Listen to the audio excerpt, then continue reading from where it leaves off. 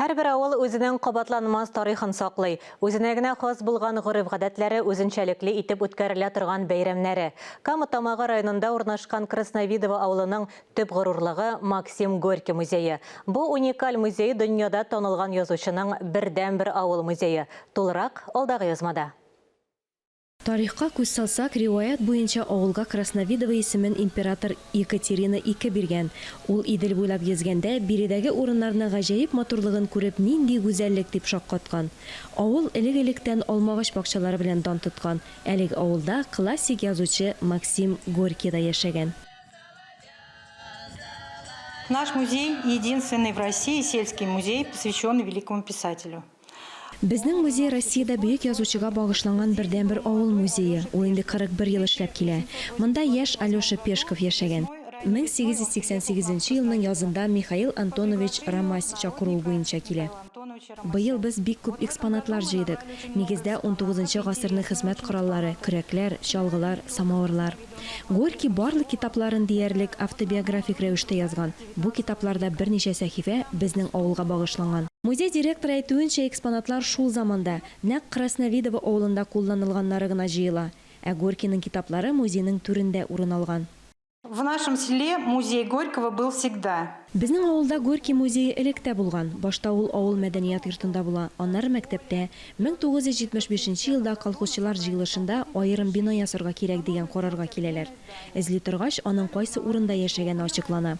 Коллекционер Чумаков һәм Казанның Горький музее музейның инициаторлары булып, 1979 елда музей ачалар. Һәм менә 41 ел инде кунакларны кабул итәбез. Безгә төрле илләрдән киләләр. Горькийның яшәгән бүлмәсе тулысынча ул яшәгән чорга алып керә. Кышкы салкыннарда җылытучы мич, ял итү урыны, булар барысы да мәңгелек мирас. Мы находимся в жилой комнате Рамася. Бу Рамасның торак бүлмәсе. Янгыннан соң диварлар сакланып калган. Александр Пешков чормада яшәгән. Анда зур китапханә булган. Ул шул китапларны укыган. Бу бүлмә 19 гасыр крестьяны бүлмәсеннән аерыла. Инде ул вакытта ук абуйлар булган. Крестьяннарның абуйлары булмаган. Әле аның эш урыны да якында гына була. Бүлмәсеннән чыгуга көн күреш кирәк ярагы сатыла торган кечкенә кибет. Иҗат итүдән тыш Алексей Пешков шунда ярдәмче булып эшли. Мы находимся в лавке 19 века 4 разряда.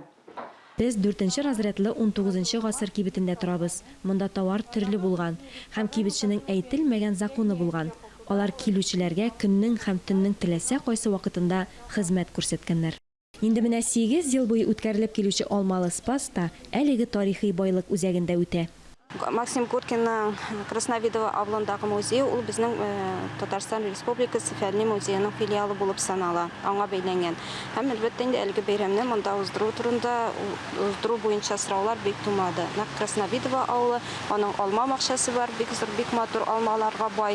Һәр ел һәм әлбәттә инде елгадан ерак булмавы шуның белән бәйле иде. Һәм инде әлбәттә Максим Горький безнең өчен кадерле чыганакларның берсе, аның монда биредә яшәүе, аның биографиясына бер мизгеле белән бәйле. Много лет собиралась сюда приехать. Күп еллар буена монда килергә җыенган идем. Горький мине асылда кеше итте. Шуңа мин бик шат. Китапларын укып чыккач, ул патша заманында ятим бала булуына карамастан зур үрләргә ирешүен аңладым.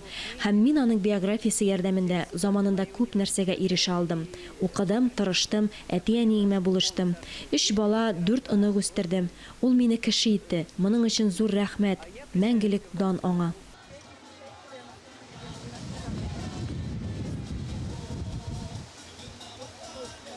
Әлеге музейда чаралар даими рәвештә үткәрелеп килә. Татарстанга килгән күп кенә туристлар музейның кунагы булып китә. Алия Галиуллина, Найля Нәҗипова, Ирек Хәмидуллин, Татарстан яңалыклары.